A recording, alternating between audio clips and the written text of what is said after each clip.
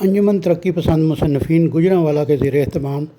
جناب افتخار احمد کی پنجابی کتاب جس کا نام یاداں دی برسات ہے کی تقریب رونمائی و پذیرائی استاذ الاساتذہ جناب محمد اقبال نجمی کی زیر صدارت منعقد ہوئی، جس کی نقابت کے فرائض ڈاکٹر احسان اللہ طاہر نے انجام دیے۔ پروگرام میں حاضرین کی کثیر تعداد شریک تھی، جن میں شہر بھر سے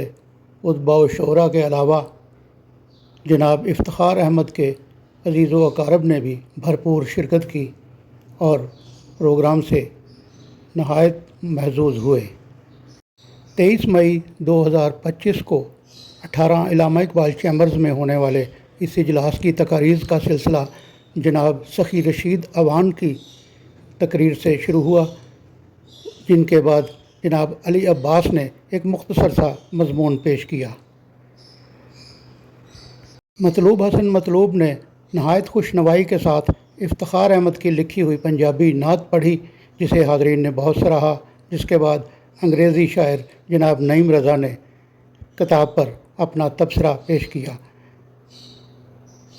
ڈاکٹر احسان اللہ طاہر نے کتاب کے اندر سے ہی اپنے ایک مضمون کا ایک پیرا پڑھ کر حاضری لگوائی، جس کے بعد مجاہد عنبر اوان نے کتاب کی پذیرائی کی اور پھر جناب ترجمہ نگار محمد اقبال رندھاوا نے اپنے مخصوص انداز میں کتاب پر تبصرہ کیا۔ اسی دوران حاضرین کی فرمائش پر افتخار احمد نے اپنی کتاب میں سے چند ایک منظومات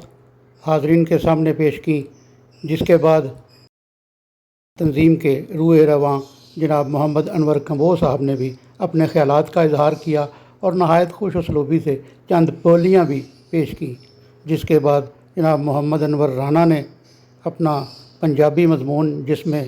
جناب افتخار احمد کی کوشش کو بہت سراہا گیا، پیش کیا، اور پھر پنجابی کے ڈاکٹر انوار احمد اعجاز صاحب نے اپنا مضمون پیش کیا، جس کے بعد